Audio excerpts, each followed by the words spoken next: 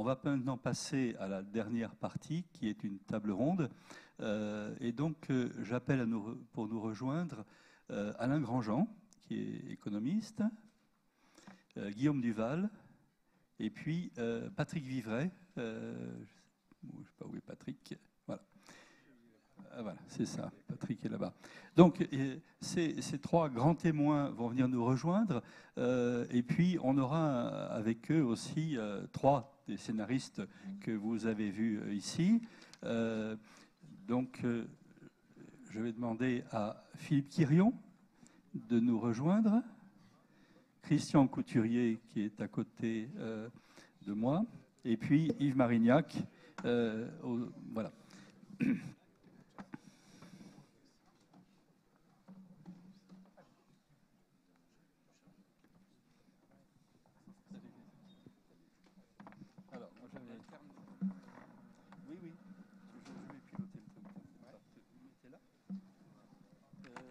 Mettre les trois.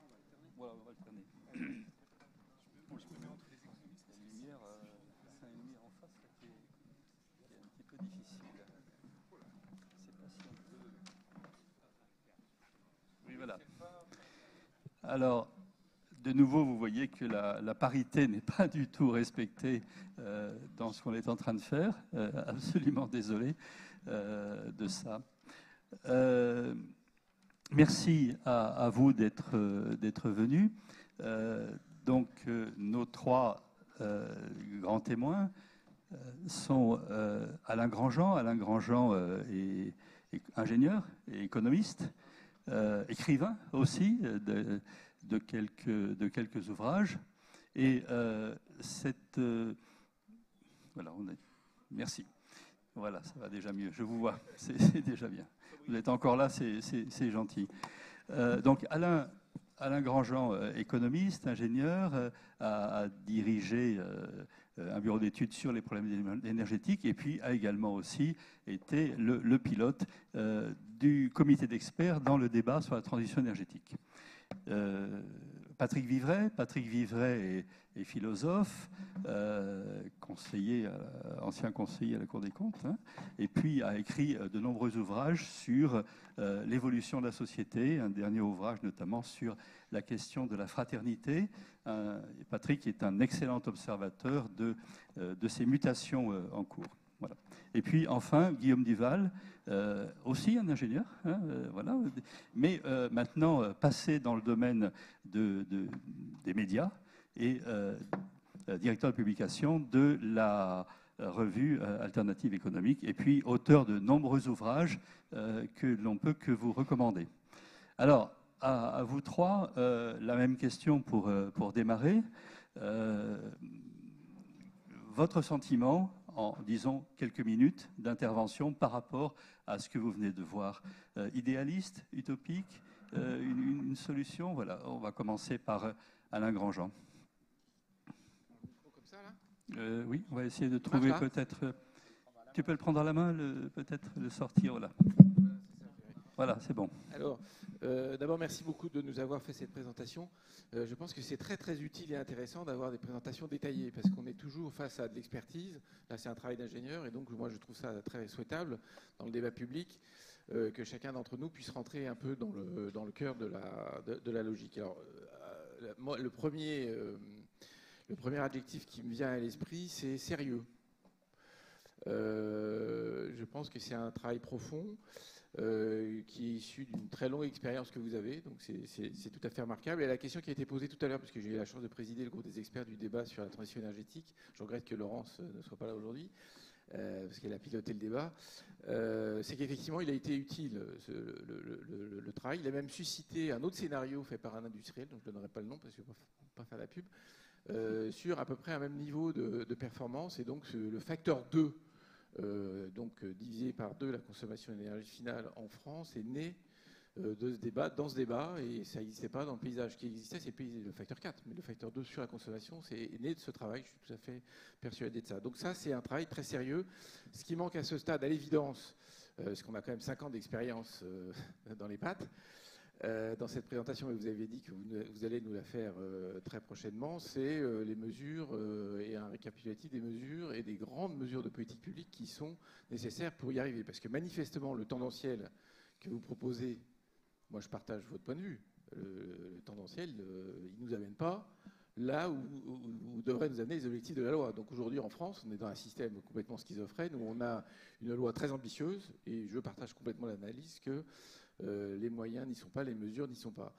Le deuxième point, on en reparlera, et je pense que Patrick va en reparler aussi, c'est l'aspect évolution culturelle, parce qu'il y a quand même une grosse difficulté. Si je note quelques petits points que je pense être importants, sobriété, bon, ça c'est évident, c'est permanent, mais par exemple dans l'avion, moi je vois exactement l'inverse.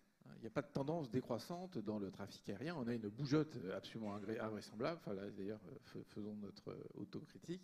Je pense qu'il n'y en a pas un d'entre nous qui n'est pas tenté par les low cost. Donc ça, c'est une grosse évolution culturelle, la baisse de la consommation de voyages aériens. Sur protéines animales végétales, le 60-40 qui devient 40-60, c'est aussi une belle évolution. On en voit des prémices, notamment chez les jeunes, mais c'est quand même un gros sujet culturel. Surtout ce qui est réduction des surfaces occupées, enfin, le rapport au logement aussi, c'est culturel. Et donc je pense que à la fois vous espérez une très grande évolution culturelle, à la fois il y en a besoin pour faire ça. Et donc je pense que ça sera un débat entre nous pour savoir est-ce qu'on y est, est-ce qu'on en est loin, est-ce qu'elle vient, est-ce qu'on a besoin de politiques et de mesures fortes. J'y reviendrai après. Dernier point de cette toute petite introduction, c'est la question de la gouvernance. Je pense qu'un des gros échecs de ce quinquennat, qui a donné un gros sentiment d'inachèvement, on a commencé un truc et on est loin du résultat, je pense que ça tourne autour de la question de la gouvernance. Alors la gouvernance, je la vois au moins à 3 niveaux. Au niveau du gouvernement lui-même, parce qu'on voit bien, le scénario est très intégré, d'ailleurs mieux intégré que la dernière fois, je trouve. Donc on voit bien que l'agriculture et la forêt est un enjeu majeur. Dans l'organisation gouvernementale actuelle, il n'y a pas de transversalité. On continue à avoir un gros ministère de moyens développement durable et l'agriculture c'est encore ailleurs. Et on voit bien que les lobbies agissent d'une manière très très puissante et qu'il y a un manque de transversalité et de vision commune et partagée au sein du gouvernement. Et donc on voit bien que pour arriver à un scénario de ce genre, c'est ça qu'il faut. Bon. Le deuxième, donc il faut un pilotage massif interministériel. Le deuxième point de gouvernance, alors je l'ai dit en deuxième, mais c'est peut-être en premier, vous réhabilitez l'État stratège. Ça, c'est vraiment complètement clair. C'est-à-dire que c'est évident qu'un scénario comme ça ne se fait pas tout seul. On est, si je prends que l'exemple tout seul de la rénovation énergétique du parc de bâtiments et de logements, on ne fera pas vos 750 000, enfin nos c'est 750 000 rénovations énergétiques en sifflotant.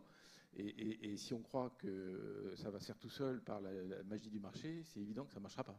Donc là, il y a un vrai sujet politique de rééquilibrage de la vision qu'on a de la politique industrielle, de la politique publique. Et je trouve que c'est intéressant de se le dire entre nous. Je pense que la question n'est pas de savoir si c'est idéaliste. La question, c'est évident qu'on n'a pas le choix, si on croit qu'on a envie de respecter nos engagements pris à l'accord de Paris et les engagements précédents, on n'a pas le choix de ne pas faire comme ça. Mais sauf que ça sous-entend, et il faut l'expliciter, un choix d'orientation et une méthode de politique publique qui est assez différente de ce qu'on fait en ce moment. Merci Alain. Guillaume Duval, une réaction aussi, un peu à chaud, je dirais, par rapport à cette présentation. Oui, tout d'abord, merci à Christian Couturier, merci à Thierry Salomon, merci à Negawatt de m'avoir invité, d'avoir associé Alternative économique par ce biais à votre travail. Ça fait longtemps qu'on suit effectivement les activités de Negawatt et je suis toujours aussi impressionné malgré tout par effectivement ce qui a déjà été souligné avant moi, par la qualité et l'importance du travail que je soupçonne en tout cas derrière ce qui est présenté et le sérieux de ce travail. J'ai malgré tout une interrogation assez importante, c'est c'est sur le tendanciel. C'est-à-dire que c'est vrai qu'entre 2003 et maintenant, on a en gros 43% de moins sur le tendanciel en 2050. C'est beaucoup cette évolution-là qui facilite, entre guillemets, un peu les choses. C'est-à-dire que l'objectif que vous fixez en 2050, lui, il a baissé que de 25%, enfin quasiment 2 fois moins que n'a baissé le tendanciel. Donc vous dites dans le document, c'est la tendance nouvelle et la vraie tendance, etc. Bon, c'est vrai qu'elle dure depuis un moment, mais elle est quand même malgré tout très liée à une politique économique que je pense ne pas avoir été du tout optimale en France et en Europe depuis une dizaine d'années. Si on avait une politique économique moins con, est-ce que ça ne donnerait pas des choses assez différentes malgré tout en termes d'usage énergétique et donc de tendanciel à terme? Donc ça reste pour moi un élément d'interrogation un peu significatif. La deuxième chose, c'est sur les impacts en emploi, mais aussi sur l'acceptabilité sociale et politique. Donc je ne sais pas si Philippe l'a étudié, mais je ne l'ai pas vu dans la présentation. Donc je pense qu'il y a une partie significative de l'impact en emploi qui dépend aussi des endroits où sont produits les équipements qu'on utilise. C'est non seulement important pour les impacts en emploi, mais c'est aussi important pour les comptes extérieurs du pays.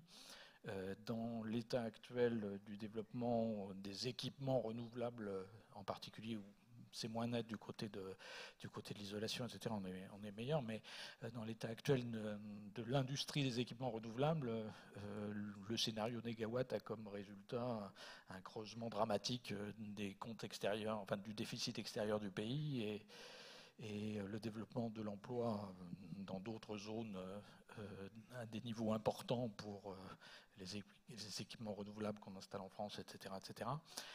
Donc, qu'est-ce qui est derrière et qu'est-ce qui est faisable là-dessus? C'est pas seulement important en termes comptables, c'est aussi en termes d'acceptabilité sociale. C'est-à-dire que si les Allemands ne sont pas toujours dehors par rapport aux éoliennes, etc., c'est aussi parce qu'ils les produisent. Mais ça, c'est une des questions que je me suis posée. Mais effectivement, comme l'a déjà souligné Alain avant moi, je pense que la question de l'alimentation et la capacité à changer les régimes alimentaires est absolument centrale pour réussir à faire ce que vous souhaitez. Et ce qui me paraît indispensable sur le plan agricole, c'est-à-dire profiter de ce point fort qui a été depuis 3 siècles plutôt un point faible, donc on est resté un pays très rural, ça pourrait devenir un atout majeur pour la France dans le futur, mais ça suppose effectivement qu'on soit capable de faire ce que vous avez prévu, c'est-à-dire d'utiliser une partie essentielle des productions agricoles pour des usages non alimentaires, mais ce qui suppose derrière un changement de modèle alimentaire qui est très profond et très dur sans doute à faire passer sur le plan socio-politique, mais qui est indispensable. C'est ça. Donc, si je comprends bien, tes deux interrogations sont s'il y avait une politique de relance de l'activité, on pourrait avoir une augmentation de la consommation. Et deuxièmement, s'il y avait un certain mégawatt qui se développe très vite, dans la mesure où on n'a pas un certain nombre d'équipements de renouvelables et qu'on les achète à l'extérieur, à ce moment-là, qu'est-ce qui va se passer sur notre balance commerciale? Mais ces questions amènent aussi, sur les aspects de comportement, à une réflexion justement sociétale. Patrick Vivray, quelle réflexion t'amène ce scénario? Est-ce que la société peut changer? On la voit qui commence à changer au travers d'un certain nombre de services partagés, par exemple. Est-ce que là, on est sur des tendances lourdes? Oui, c'est toute l'histoire du rapport entre l'énergie physique et puis l'énergie émotionnelle, qui sont les deux grandes sources d'énergie, et la façon dont ils se combinent. Et la question sociale et démocratique, elle est au croisement de ces deux questions. Parce que moi, je trouve tout à fait passionnant, convaincant, rigoureux, sérieux votre scénario. Alors après, il peut y avoir des débats sur tel et tel point, mais globalement, on n'est pas du tout en face d'une proposition idéaliste ou utopique au mauvais sens du terme. On pourrait presque dire au contraire que ce sont les scénarios inverses qui sont aujourd'hui irréalistes, dangereux et globalement irrationnels. Le grand problème, c'est effectivement cet autre mix énergétique qui est comment ça se compose avec l'énergie émotionnelle. C'est-à-dire, qu'est-ce qui fait qu'à un moment donné, des Trump peuvent être élus ? Qu'est-ce qui fait que tout d'un coup, on peut se mettre à parler de post-vérité, de faits alternatifs ? Et donc ça, c'est une question qui est tout à fait fondamentale, parce que si on ne la prend pas en compte, eh bien, aussi convaincant soit-on sur la nature de l'évolution de l'énergie physique, elle rentre en contradiction massive avec l'énergie émotionnelle. Ce que Reich, dans Psychopathologie du fascisme, appelait le phénomène de la peste émotionnelle, qui prend des catégories quand elles se sentent menacées de déclassement, qui sur le plan rationnel devraient se tourner contre les causes de leur déclassement, le système global, les puissants, les riches, etc., mais qui sur le plan émotionnel, et Bourdieu avait fait la même démonstration plus récemment, ont plutôt tendance à se retourner contre plus petits, plus faibles, plus pauvres qu'elles. Et ça donne cette alliance totalement improbable sur le plan rationnel, mais tout à fait palpable et qui était présente dans les années 30 et qu'on voit aujourd'hui se reproduire, qui est l'alliance prolo-facho pour faire une simplification binaire. Et donc nous ne pouvons surfer sur ce qu'il y a de convaincant, de réaliste, de rigoureux, etc. dans votre scénario passionnant, que si on va travailler à la fois sur les causes de la peste émotionnelle et sur la capacité à y répondre. C'est ce que disait Spinoza, on ne répond pas à des affects par des arguments.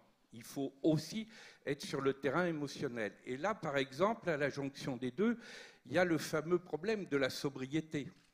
Parce que la sobriété, pour toutes les raisons que vous développez, elle est nécessaire, rationnelle, et l'anti-sobriété est dangereuse. Mais qu'est-ce qui fait que nos sociétés marchent à l'ébriété ? Par exemple, on voit bien qu'une des causes majeures, c'est que l'ébriété sous toutes ses formes, la démesure sous toutes ses formes, est une compensation à l'économie du mal-être et de la maltraitance. Quand les Nations Unies disent les dépenses annuelles de drogue et de toxicomanie, c'est 10 fois les sommes qui permettraient la satisfaction des besoins vitaux, faim, eau potable, soins de base, etc. C'est une économie mondiale du mal-être. Quand les mêmes disent les dépenses d'armement, c'est 20 fois, c'est une économie mondiale de la maltraitance. Quand les dépenses de publicité, c'est aussi de l'ordre de 10 fois, ça veut dire, pour reprendre une expression à lapsus révélateur, qui n'était pas cette fois due à Rachida, mais qui était tout aussi significatif, où une personne, au lieu de parler de société de consommation, avait parlé de société de consolation. Et on voit bien que fondamentalement, l'essentiel du rôle de la publicité et des dépenses énormes qui sont associées à la publicité, c'est effectivement de nous consoler dans l'ordre de la promesse de tout ce que nous ne pouvons pas vivre dans l'ordre de la réalité, c'est-à-dire en fait de nous faire rêver de cette société du bien-vivre dont parlent les courants alternatifs, de nous faire rêver de beauté, de nous faire rêver d'amour, de nous faire rêver de sérénité, etc. Mais comme il s'agit d'organiser la course à l'avoir, de nous passer en contrebande des messages sur l'hyperconsommation, mais pour mieux nous promettre cette beauté, cet amour et ce bonheur que nos sociétés actuelles nous empêchent de vivre. Et donc, si on ne travaille pas, c'est la fameuse formule de la sobriété heureuse, on ne peut avancer sur le terrain de la sobriété que si on avance simultanément sur la question du bien-vivre, de l'alternative au mal-être et à la maltraitance. Et là, on est sur un enjeu qui est tout à fait passionnant et qui, à mon avis, est complètement complémentaire de celui que vous évoquez, mais qui suppose que la mobilisation sociétale, politique, culturelle, ce que disait Alain à l'instant, et globalement émotionnelle, travaille sur cette énergie du bien-être et du bien-vivre.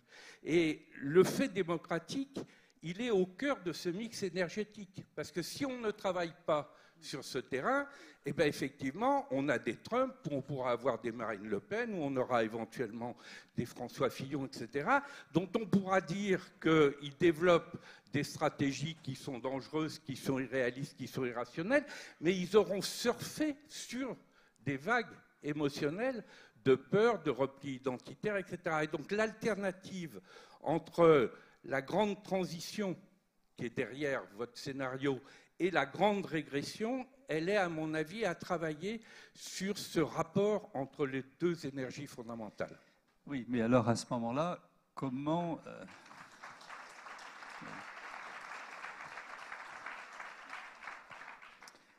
pour nous, au stade où on en est sur notre scénario négawatt, ne pas vendre du rêve aussi, quelque part, ne pas faire croire que les choses sont possibles, restent faisables, alors qu'en réalité, et Alain en a parlé, derrière, il y a plein de questions qui se posent de réalité. On a travaillé tous les deux avec d'autres sur ce débat de la transition énergétique et après sur la loi. On a quand même véritablement l'impression qu'en France, à partir du moment où on a fait une loi et qu'on a dit les choses, eh ben ça y est, elles sont faites. C'est pas tout à fait comme ça que ça se passe. Quel est votre avis là-dessus à tous les deux, en réponse aussi à, bien sûr, ce que vient d'indiquer Patrick Vivray? Oui, moi j'ai juste un point à rajouter, parce que effectivement tout ce registre-là est important. Donc je redis tout à l'heure ce que j'ai dit tout à l'heure, c'est-à-dire que c'est un travail d'ingénieur, c'est un travail sérieux, convaincant, crédible. Il y a 2 ou 3 points de discussion, mais c'est très à la marge par rapport au cœur de notre débat, et il faut arriver à l'enchanter. Ça, c'est la première des choses. La deuxième des choses, moi, on a vraiment expérimenté depuis 5 ans, c'est la question du jeu des acteurs. Alors, j'ai parlé de la gouvernance au sein du gouvernement, et donc et de la réorientation du rôle de l'État et des collectivités territoriales, l'État au sens large, le rôle de la puissance publique. Je n'ai pas évoqué tout à l'heure, mais là je l'évoque tout de suite parce que c'est gros comme une maison, le rôle des acteurs. Alors on parle toujours des lobbies, mais derrière les lobbies, il y a des entreprises. Dans les entreprises, il y a du personnel, il y a des gens qui sont bien, pas bien, qui souffrent, qui ont des emplois, etc. Et donc il y a un autre sujet, alors Philippe l'a évoqué très rapidement, qui est celui de la transition professionnelle, mais il y a celui de la révolution de la gouvernance. Si vous mettez le négawatt au cœur de la transition, il faut que les acteurs dominants soient des acteurs qui vendent des négawatts et pas des acteurs qui vendent des watts. Donc il y a un sujet assez majeur, et donc dans les 5 ans qu'on a vécu, on a vécu ça. On a vécu des forces de résistance considérables, alors qui ne sont pas, pour rebondir sur ce que dit Patrick, c'est pas purement affectif et émotionnel. Il y a aussi une rationalité très, très claire qui est des positions de marché, des positions de place, des positions ancrées, un refus complet d'évoluer, ou un refus, pas complet, mais une résistance très forte. Et je pense que ça aussi, ça doit se travailler. Donc c'est vrai qu'on ne passera d'un travail très sérieux, très bien fait, à un projet social qu'en franchissant ces 2 étapes. Et je pense que ce que j'espère, c'est que vous lancez votre projet au sein d'un débat présidentiel. J'espère bien qu'on va arriver à faire un petit peu avancer ce débat dans les mois qui viennent, mais c'est pas gagné. Guillaume, une réaction par rapport à ça? Oui, je crois que ces 2 interventions.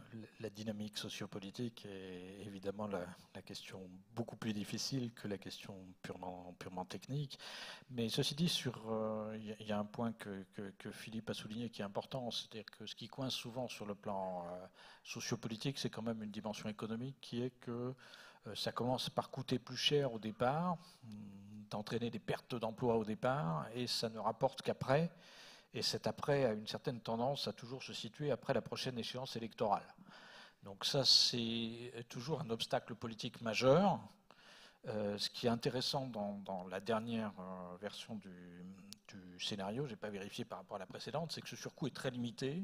Ces pertes d'emploi initiales sont aussi très limitées.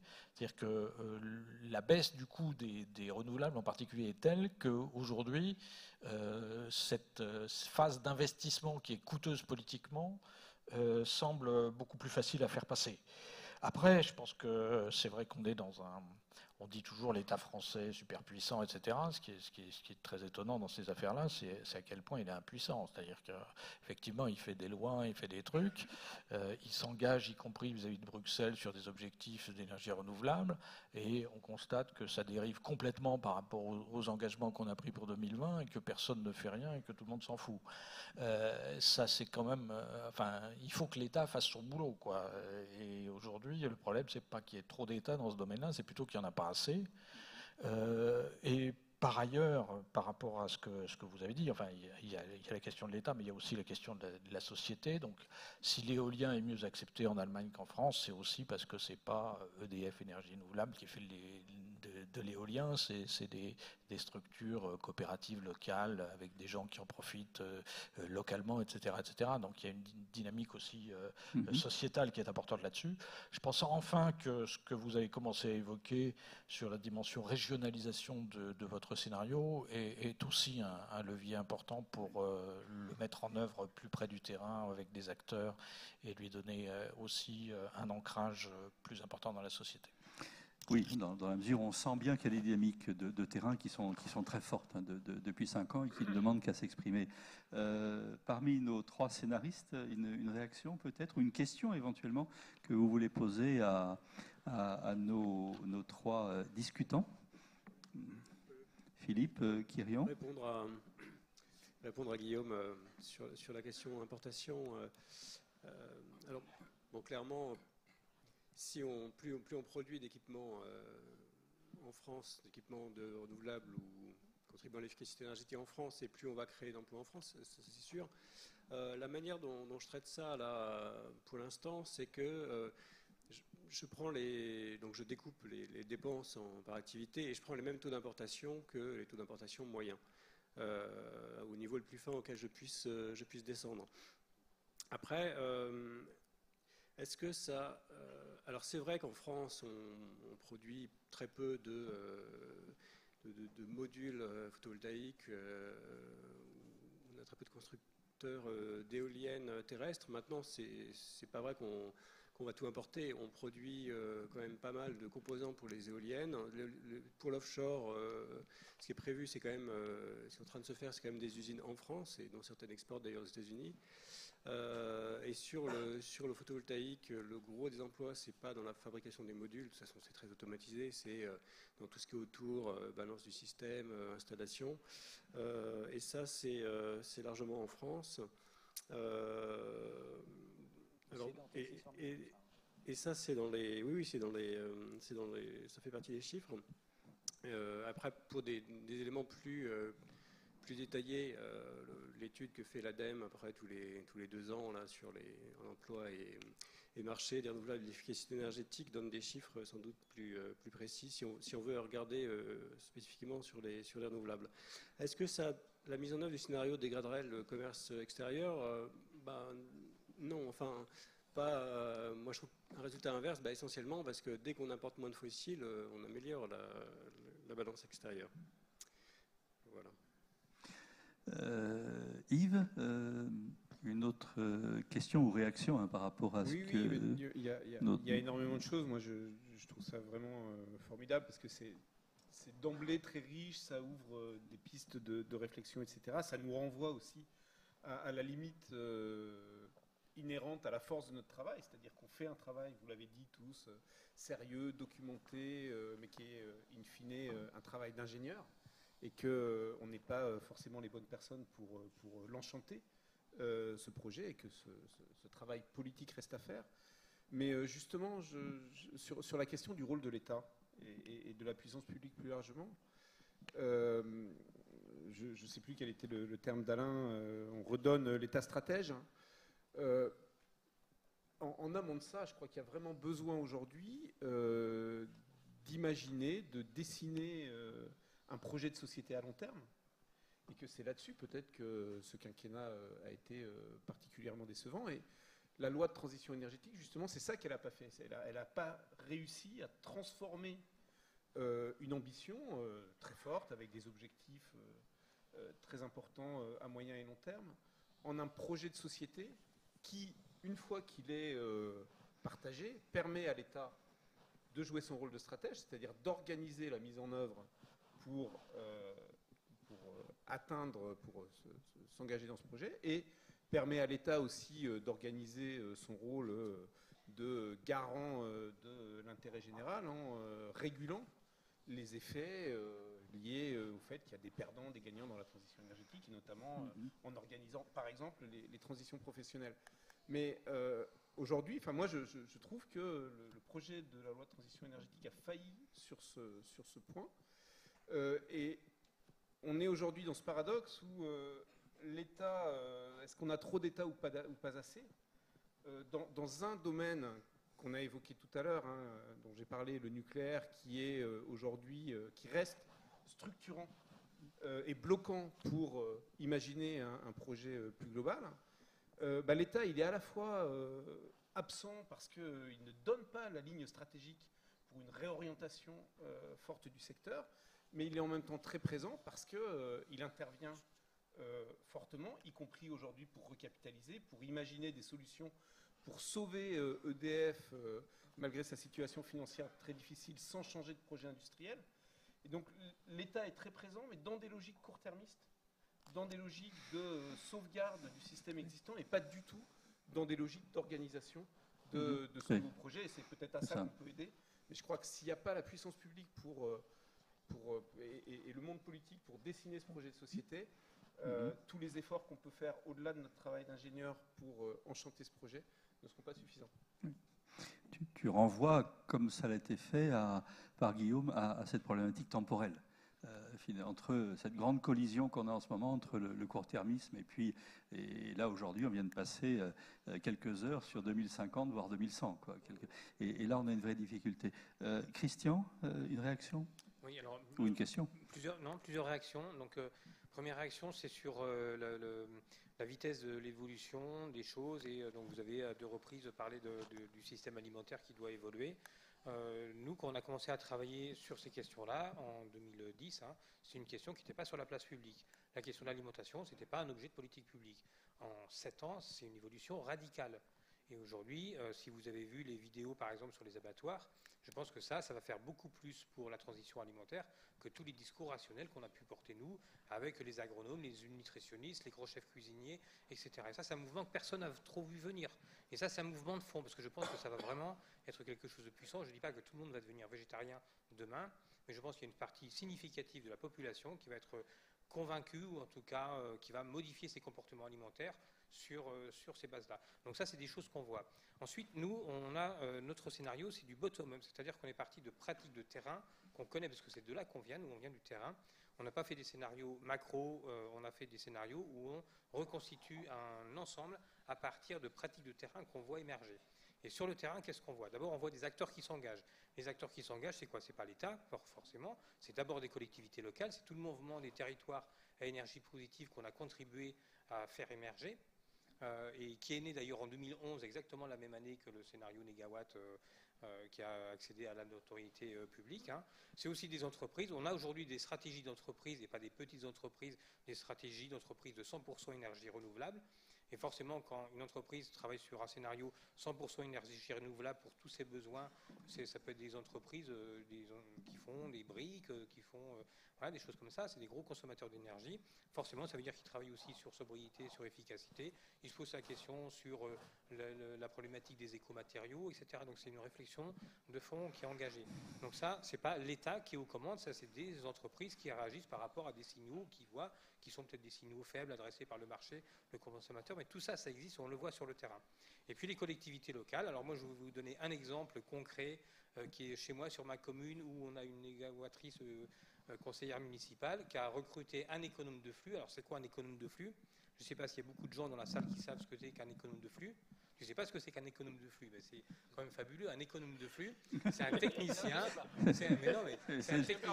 Les économistes savent pas ce que c'est. C'est pas un économiste, ça n'a rien à voir. Pas un économiste. Voilà. Oui, c'est ça. C'est un technicien qui est dans les collectivités locales et qui s'occupe de faire en sorte que les réglages sont optimisés, que les gens savent utiliser les ouvrages thermiques du gymnase, etc., qui savent conseiller sur le choix d'une chaudière, etc. Un économe de flux, c'est un poste dans une collectivité locale dont le salaire est remboursé au bout de la première année de fonctionnement. investissement zéro, rentabilité immédiate. Et les économies qu'il réalise la première année sont pérennisées. C'est-à-dire qu'il a économisé 50 000 euros la première année, mais ces 50 000 euros, il a payé son poste à vie. C'est beau quand même. Et l'année d'après, il recommence, il paye encore son poste à vie. Il paye plusieurs fois son poste à vie, tous les ans. Oui. Et ça, c'est très concret. C'est-à-dire que deuxième année, il a fait économiser l'achat d'un transformateur 80 000 euros. Ça paye aussi son salaire largement sur l'année. Ça paye 2 postes d'ADSEM. Donc quand on cherche des marges de manœuvre budgétaires sur les collectivités locales, dans le contexte qu'on connaît aujourd'hui, ne pas recruter des cohortes entières d'économes de flux, c'est criminel. C'est pas normal. C'est facile à faire. C'est facile à faire, ça devrait être systématique. Et ça, c'est vrai pour les collectivités locales, mais aussi on va chercher dans les entreprises. C'est la même chose. Les travaux de sobriété, d'efficacité qu'on peut faire sans mettre un centime sur des investissements lourds, il y en a beaucoup. Chez nous, revenir à notre économie de flux, on a coupé l'éclairage public la nuit. Donc 6 heures d'économie, voilà, c'est encore 80 000 euros d'économiser tous les ans. Tout le monde s'en porte mieux. Les réactions de la population, c'est quoi? C'est pas du tout ce qu'on attendait sur la sécurité, machin, etc. C'est pourquoi vous ne l'avez pas fait avant? Pourquoi on n'était pas plus longtemps? Et merci pour les amoureux de l'observation des astres. En fait, un économe de flux, Alain, c'est donc pas un économiste, c'est un négawatteur. C'est-à-dire quelqu'un qui va se payer sur les négawatts, tout simplement. J'ai compris. Moi, je voulais juste rebondir là-dessus. C'est-à-dire que, clairement, on a vu des tendances dans les 5 dernières années sur pas mal des leviers clés de la transition. On a parlé d'éco-partage, c'est clair qu'on a vu bouger des choses. Ce que tu viens de dire le montre aussi. En agriculture, je me suis marré au moment du débat sur la transition énergétique. On a fait venir un agriculteur du Gers pour montrer à nos technocrates parisiens, dont je fais partie, qu'il y a de nouvelles pratiques agricoles. Bon, donc tout ça, je le vois bien. Mais cela étant, si ça c'était complètement vrai et suffisant, le scénario tendanciel, il devrait être le scénario négawatt. Donc on voit bien que pour passer de l'un à l'autre, il faut une volonté politique. Oui. Non. Oui. Terminé. Et je vais prendre juste un tout petit exemple qui n'est pas du tout anecdotique, c'est que le système ferroviaire français est un échec majeur. C'est un échec, c'est une catastrophe. Donc on est en train de dire il faut faire un report modal très important, même si on diminue les tonnes kilomètres déplacés, il faut quand même un gros report modal vers le ferroviaire pour réussir le scénario. Dans le domaine du transport des voyageurs, il faut aussi beaucoup de ferrés. Ça se fait pas par les économes de flux, je suis désolé. Et là, pour le coup, il faut un État stratège. Et dans mon esprit à moi, c'est l'État qui est au bon endroit. Et donc ce qu'on a vécu depuis 10, 15, 20 ans, c'est un État qui patauge en se disant il faut que je laisse le marché faire parce que depuis les années 80, on est dans le libéralisme le plus échevelé. Et j'ai quand même l'impression que le sujet n'est pas complètement de revenir à l'après-guerre où on a reconstruit et où là on avait des lignes très très fortes, mais on était très dirigiste et très empris sur l'économie. Et quelque part, on est quand même dans une reconstruction, quelque part. On est un peu dans une nouvelle, un nouvel horizon, un grand changement de paradigme. Et si on ne le fait pas, on n'arrivera pas du tout à cette transition. Mais Alain, est-ce que finalement les citoyens ne sont pas beaucoup plus près qu'on l'imagine à rentrer dans une transition énergétique? Est-ce qu'on n'est pas finalement un petit peu frileux? Quand on voit par exemple le développement très rapide du covoiturage, le développement d'une société comme le Blacka, quelle que soit la façon évidemment dont on peut s'interroger sur la société elle-même, mais sur la pratique servicielle en quelque sorte, il y a des développements qui sont très rapides. Est-ce qu'on n'est pas, là je pose la question à Patrick, est-ce qu'on n'est pas un peu frileux par rapport à ça finalement, en se disant on peut peut-être aller relativement plus vite qu'on l'imagine sur une sobriété qui n'est pas nécessairement liée à une volonté personnelle de comportement, mais tout simplement parce qu'à un moment donné, on a su créer des outils ou des lieux sur lesquels le partage pouvait se mettre en place. Et donc, ce partage-là, c'est aussi la sobriété collective ou conviviale. Oui, c'est tout le phénomène de ce qu'on a appelé en termes sociologiques et culturels l'émergence des créatifs culturels. Hein. Cette enquête qui a été faite aux États-Unis d'abord et qui a été confirmée ensuite dans d'autres pays, et de cette forme de révolution silencieuse où près d'un quart de la population des plus de 15 ans bouge fondamentalement dans son rapport à l'écologie, donc bien sûr aussi à l'énergie, dans les rapports hommes-femmes, parce que ça, on est complètement à l'interface avec l'énergie émotionnelle, dans l'implication sociale, multiculturelle, et dans les questions du sens, la question de l'énergie spirituelle, pourrait-on dire. Et quand cette enquête a été faite, on est tombé sur un phénomène qui était complètement improbable et incompréhensible du point de vue de l'establishment, parce qu'il y avait les modernistes et les traditionalistes, et le fait qu'il puisse y avoir un acteur intermédiaire qui était en train d'émerger, l'establishment ne pouvait pas le voir tellement son imaginaire était bloqué, soit du côté du modèle moderniste, soit du côté du modèle traditionnaliste. Mais ceux qu'ils ont appelés les créatifs culturels, les cultural creatives, qui est pas forcément bien traduit, parce que quand on traduit par créatif culturel, c'est évidemment pas limité au secteur culturel, eux-mêmes ne se sentaient pas porteurs d'un courant aussi vaste. Là où l'enquête les situait à un quart de la population, ils se voyaient davantage en dessous de 5%. Et ça, c'est un phénomène qui est, à mon avis, très important, parce que dans la série « Pourquoi ça ne va pas plus mal ?», j'avais écrit un petit bouquin sur ce thème-là à un moment donné, c'est en réalité parce qu'il y a au cœur de nos sociétés, notamment des sociétés civiles, une formidable résistance aux logiques de compétition, de rivalité, de domination, de démesure, etc. Simplement, cette résistance, elle est extrêmement créative sur le terrain, mais elle est peu reliée, même si on s'emploie les uns et les autres dans les réseaux citoyens à faire monter le niveau de reliance, et elle reste souvent relativement invisible et elle ne pèse pas directement à l'échelle des enjeux macro ou méso, etc. C'est-à-dire, elle joue à cette échelle en tant que résistance passive. Elle a une capacité à éviter le pire qui est quand même tout à fait réelle, mais pour passer à une situation où elle serait porteuse de stratégies de transition et de grande transition, et pas simplement dans le domaine énergétique, il faut effectivement qu'elle monte son niveau de conscience, son niveau de reliance, son niveau de visibilité.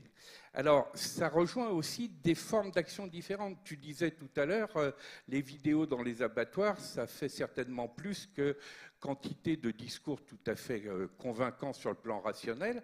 Pourquoi ? Parce que ça va jouer à un moment donné sur de l'imaginaire. Moi, je participe à un mouvement qu'on ait aussi une démonstration sur l'histoire de l'évasion fiscale et des paradis fiscaux.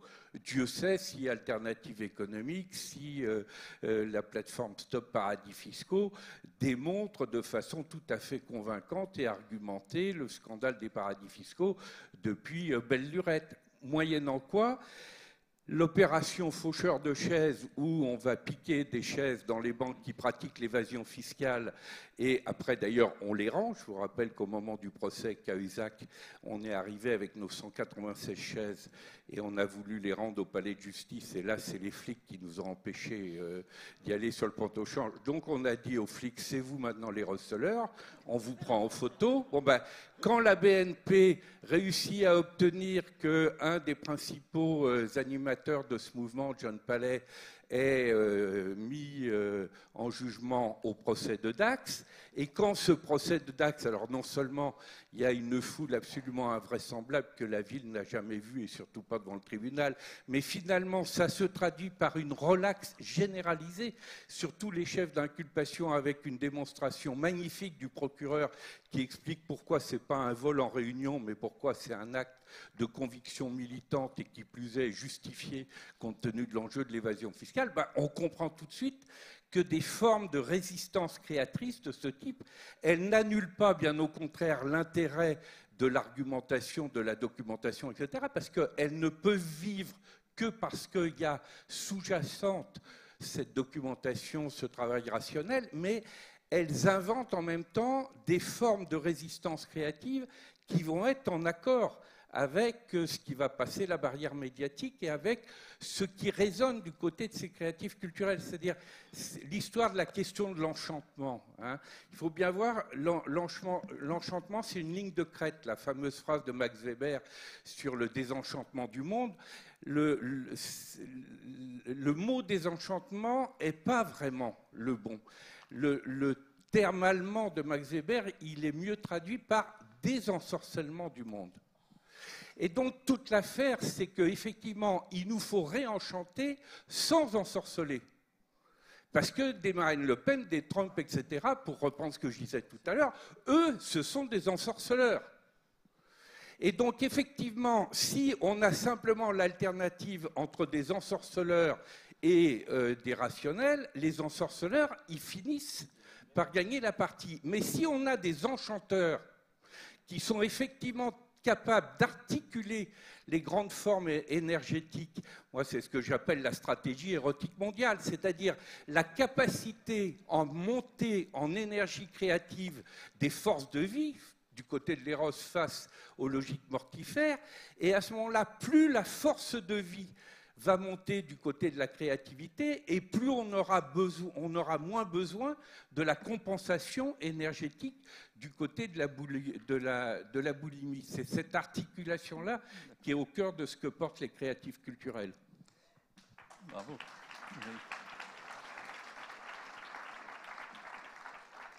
Donc, si je veux résumer en quelques mots, il faut que notre scénario 2022 soit un scénario érotique. Exactement. D'accord.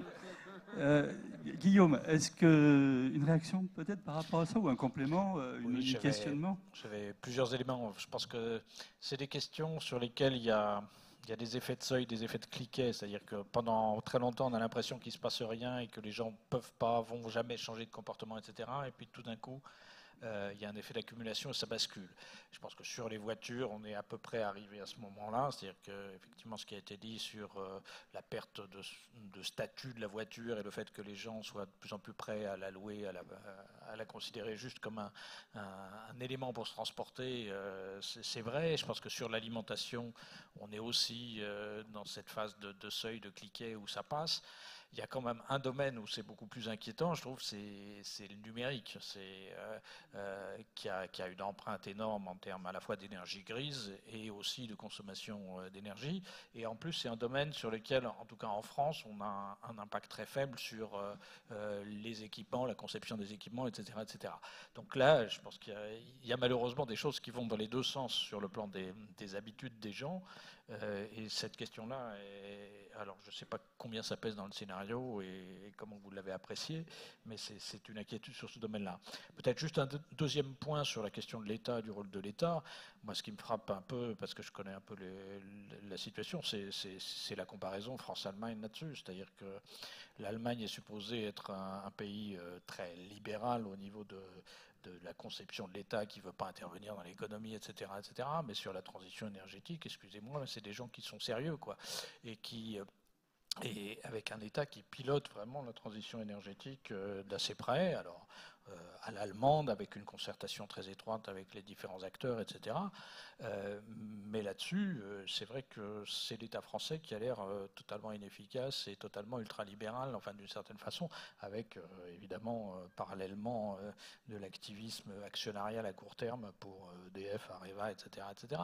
Mais je pense que là-dessus, c'est vrai que la manière dont ça se passe en Allemagne sur cette question de la transition énergétique est un bon exemple. Alain, une réaction aussi par rapport à un point qu'on n'a pas du tout abordé dans le débat, je voudrais quand même en parler deux secondes, parce qu'il s'est toujours posé par rapport à la question du scénario Megawatt, c'est la crédibilité économique. Je voudrais quand même le dire 2 minutes, parce que c'est quand même un point important. Lors du débat sur la transition énergétique, il y a eu des grosses questions là-dessus. Il n'y avait pas que le scénario Négawatt, il y avait plusieurs scénarios. On se demandait lequel est le plus crédible économiquement, lequel passe pas. Alors Philippe là nous a à peu près démontré, je pense, on est assez convaincu du fait qu'il n'y a pas de grosse bosse macroéconomique. Moi, ce que je voulais dire, c'est qu'on a manipulé des centaines de milliards d'euros. Je ne sais pas si vous les avez vus, c'était vraiment un petit peu rapide. Enfin, j'ai eu le temps de les regarder puisque j'ai eu le doc un peu avant la réunion.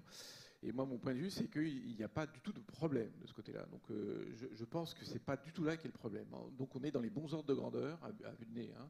Ça nécessiterait des discussions un peu plus approfondies d'experts. Mais grosso modo, je voudrais quand même le redire autour de cette table, parce que ça me semble vraiment important de se dire on ne se trompe pas. On est dans les bons ordres de grandeur. Donc le sujet n'est pas là.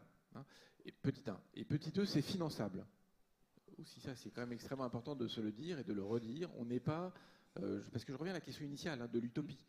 Quand même le dire 2 minutes, parce qu'on a plein de sujets. On est à tous les niveaux. Donc là, je redescends un peu à la cuisine, mais je pense que c'est quand même important de le redire. Finançable comment Comment Est-ce que tu peux... Quelle est ta vision du financement, justement, d'un scénario comme celui-là?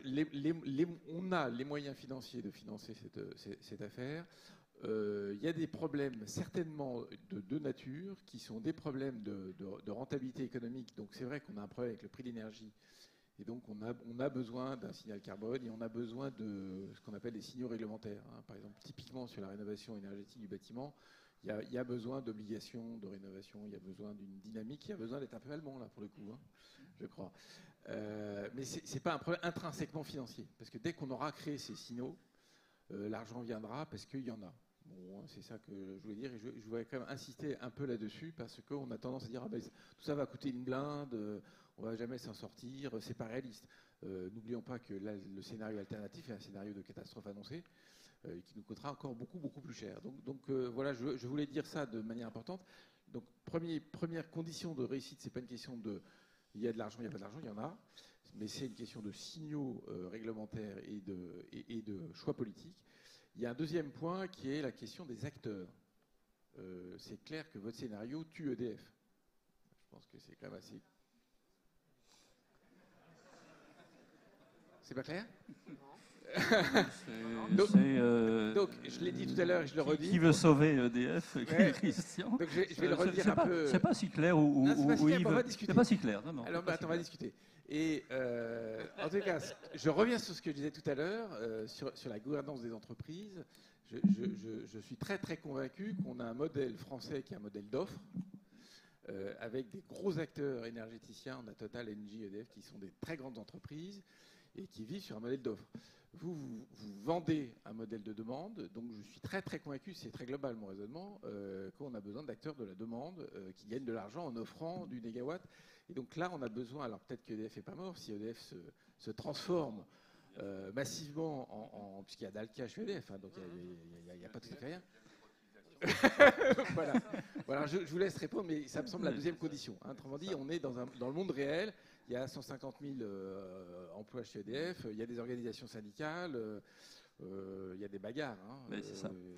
Alors, on est à quelques minutes de la fin. Peut-être une réaction, Yves, par rapport à ça, assez rapide, et puis je voudrais laisser la parole finale à nos trois, sur ce point, invités. Parce que je l'ai évoqué tout à l'heure, mais le scénario qui est en train de tuer EDF, c'est le scénario dans lequel EDF semble se projeter, qui est d'essayer de prolonger la durée de vie du parc en y investissant des dizaines au moins de milliards d'euros, avec le risque de se retrouver avec un outil de production non compétitif et pas du tout adapté justement à l'évolution du marché européen, à l'évolution de la demande. Et on revient là à la nécessité que le politique pose et anticipe les choses. Je fais partie, avec quelques collègues, pas dans le cadre Négawatt, mais de gens qui depuis longtemps disent il faut d'urgence sauver EDF.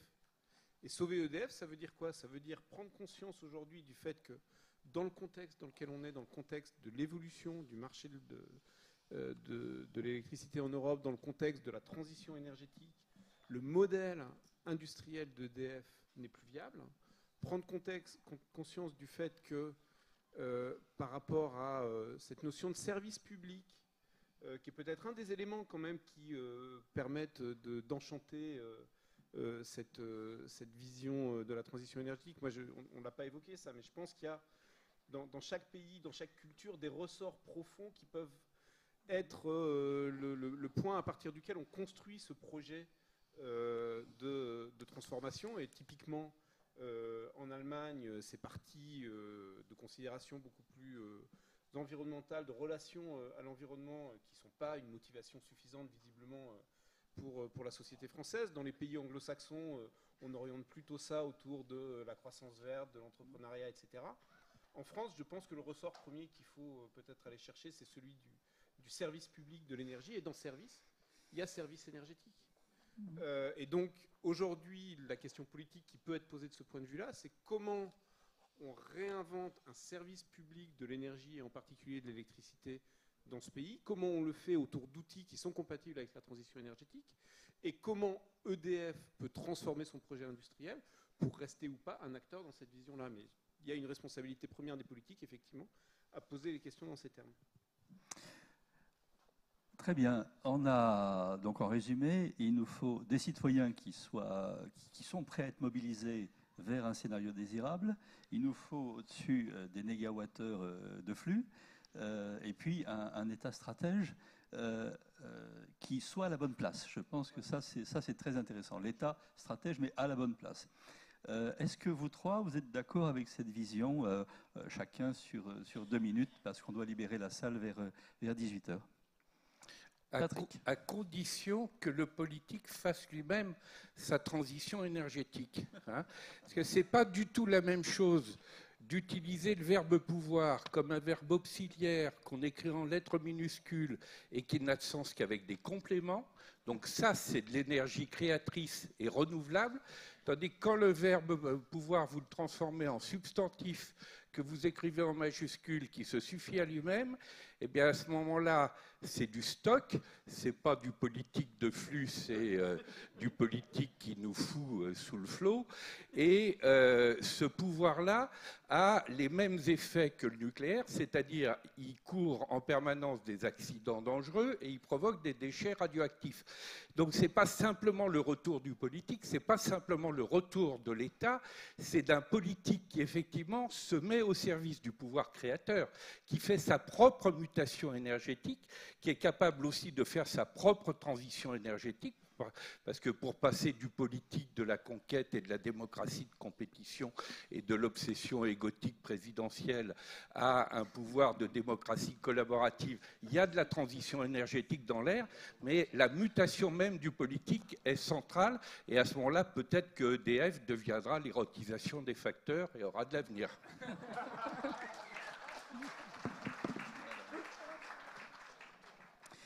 Guillaume, tu as écrit un bouquin qui est tout à fait remarquable, que j'ai beaucoup aimé, qui s'appelle « La France ne sera plus jamais une grande puissance, tant mieux ».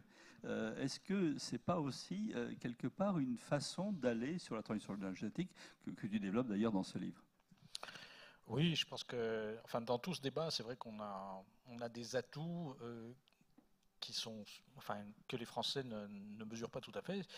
Je l'ai déjà dit tout à l'heure, mais je crois que c'est très important, c'est que on a été pendant 3 siècles à la ramasse un peu sur l'industrialisation du monde parce qu'on est resté très rural, très agricole par rapport à l'Allemagne, par rapport au Royaume-Uni. Au XXIe siècle, c'est une chance si on est capable effectivement de changer le régime alimentaire. On peut être un des pays importants de la bioéconomie, enfin d'une bioéconomie soutenable en tout cas, grâce à ça. Donc ça, c'est une chance si on est capable de s'en emparer et de le penser et de le prévoir. L'autre chose qui est importante, c'est que il faut bien comprendre que ces histoires de transition énergétique, c'est pas vraiment pour sauver le climat. Enfin, c'est pas que pour sauver le climat. C'est pas seulement pour nos arrière-petits-enfants. C'est que comme on est un des pays industrialisés, les plus anciennement industrialisés au monde, on est aussi ceux, avec les autres Européens, qui ont le moins d'énergie fossile sur notre territoire. Et si on n'est pas capable de se passer de ces énergies fossiles, ça veut dire que de toute façon, à chaque fois que l'économie mondiale repartira et que les prix monteront, on sera eu. Et le modèle social français, le modèle social européen ne tiendra pas le choc. Donc même si Trump revenait sur l'accord de Paris, etc., il faudrait le faire quand même. Parce qu'on en a besoin, et pas pour dans 150 ans, on en a besoin maintenant pour sauver notre modèle social. Donc ça, là-dessus, je pense qu'il y a de quoi faire chez nous, effectivement. D'accord. Alain, pour conclure, est-ce que tu es pessimiste de raison et optimiste dans la volonté Moi, je pense qu'on a un petit risque de rentrer dans une période froide. Et donc je suis un tout petit peu inquiet à court terme. Le court terme étant les quelques années qui viennent. Donc je pense qu'il faut qu'on rentre en résistance. Je pense qu'il n'y a pas de débat là-dessus. Ce Trump est extrêmement dangereux et il faut qu'on fasse attention. Et donc notre intérêt bien compris est de faire la transition et de pas céder là-dessus. Et donc je pense qu'il va falloir mettre un peu de pression politique au bon sens du terme dans les semaines et les mois qui viennent, parce qu'on n'a pas le droit de jouer maintenant. Je pense qu'on rentre vraiment dans un monde extrêmement dangereux. Et mon dernier point, si tu m'autorises, c'est faire un peu de publicité pour le pape, parce que Patrick m'y a fait penser. Laudato Si est quand même un document de référence extrêmement important qui montre bien le caractère multiple de la conversion qu'il faut engager sur tous les plans. Et je pense que l'ensemble de ce qu'on s'est dit là ce soir, moi ça m'évoque ça, et c'est sans aucune intention prosélyte. Il y a quelque chose de cet ordre-là, c'est-à-dire qu'il y a quelque chose de l'ordre que la transition se joue sur tous les plans. Elle se joue sur le plan économique, sur le plan des relations géopolitiques, sur le plan culturel et aussi sur le plan de l'énergie spirituelle dont Patrick a parlé tout à l'heure. D'accord.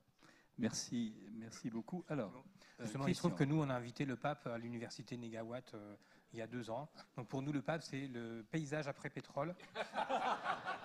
C'est un collectif de paysagistes avec lesquels on a commencé à travailler. Vous allez dans la bonne direction. Voilà, c'est ça. Voilà. Donc le pape est avec nous. Voilà. Est-ce que vous voulez un dernier mot, Christian, Yves, etc. C'est peut-être avant de conclure. Yves. Très vite, parce que on vient d'évoquer la dimension internationale et on l'avait assez peu fait. Oui. Et du coup, c'est quand même l'occasion de dire que le nouveau scénario nous a permis de travailler à cette dimension-là. On avait commencé à le faire avec la COP 21 et à travailler au fait que ce scénario national, il s'inscrit effectivement à la fois dans une résilience française vis-à-vis des crises si la tendance Trump ou autre l'emporte, mais il s'inscrit aussi dans une volonté de responsabilité de la France par rapport aux engagements qu'elle a pris et à la volonté qu'elle a portée au moment de l'accord de Paris, d'exemplarité de la France dans un modèle justement de développement plus sobre, etc., à envoyer dans le monde, notamment aux pays émergents, et puis de solidarité avec les pays qui ont le plus besoin de développer leur consommation d'énergie en étant sobres nous-mêmes, et globalement de moindre prédation de ressources entre pays. Donc voilà, c'est aussi un scénario qui, sur la dimension internationale, est porteur d'espoir. Et c'est quelque chose qu'on va, au-delà du scénario national, essayer dans les prochaines années de développer dans notre activité. Voilà, merci à vous tous.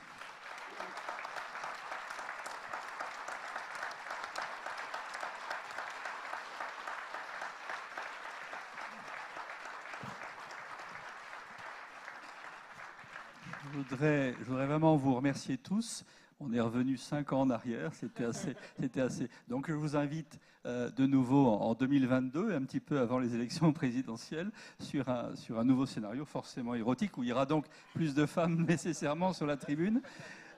Merci à tous, merci aux scénaristes. Merci à tous les scénaristes qu'on n'a pas vus ici aussi sur la tribune. Je pense, vous l'avez vu un petit peu, mais à quelqu'un comme Thomas Letz qui a fait un travail absolument remarquable de coordination, et à tous les autres, à notre directeur Stéphane Châtelain, à Stéphanie Clairet qui a également aussi fait un énorme travail de préparation de cette journée, Édouard Toulouse également aussi, et Vincent Fristo, bien entendu, j'en oublie, Olivier Sidler. Et nous avons aussi maintenant mis sur le site notre documentation. D'autres documents vont intervenir également prochainement sur le site. Rendez-vous donc maintenant sur le web et sur les différents articles qui sont sortis aujourd'hui. Merci à tous.